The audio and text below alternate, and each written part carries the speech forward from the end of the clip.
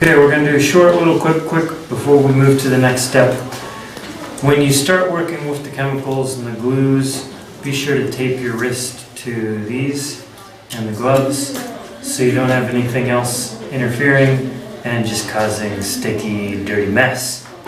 Over here, we were having trouble pouring it, so we have a bucket of hot water.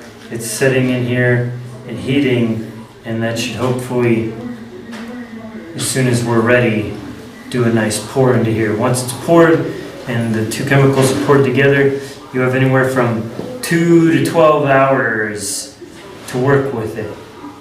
And that's why it takes several days to fully set. Now, what you want to do is, like I said earlier, finish your surfaces all with the alcohol so everything's good, and make sure you have gloves so you don't touch this with your bare hands and get oil and just dirt and junk all over it and ruin your connection. You don't want that. And once this is done, you will take your hemp, and your hemp will be run through here, and you'll saturate every fiber as nice as you can. And you'll come over, maybe you'll have it in a wad, maybe you'll have a friend hold it, and you'll do all the wraps. We're going to start with the head tube. You can do one layer totally wet, and it's usually done with 2 layers that are wet and then they'll dry. But after that, normally use sand, and sanding and smoothing to finish, and it's covered in a clear coat. You will buy your own clear coat. But if you want, and you don't want to sand, you can do your second layer in just a dry hemp, and maybe even covered in a clear coat. It'll look a little different. It'll still be very strong, still be good. It'll still do what it needs to do. Also, have prepared short little strips like this. So like maybe when you're wrapping and you wrap it around, and you'll watch me and you'll see how I wrap it. I've had a little practice already.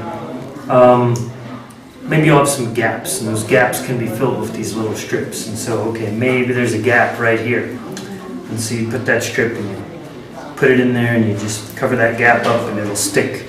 And that'll help tighten things back up and put it together. And while you're wrapping it, you want to pull tight on it as you get it going. So it, maybe like this is the pole, and you get it around and it's on itself, and you pull tight, because you want it nice and tight to get a secure, tight bond as you get going. And once all that's done, things should stick together, dry up nice and solid, work really well. And we will come back when this is ready and we're good to pour and mix and saturate these fibers here, so we can show you the wrapping of the head tube, and we'll do the individual wrapping of each part. Head tube, next probably the bottom bracket, and followed by here, and then we'll do the individual dropouts. See you in the next video.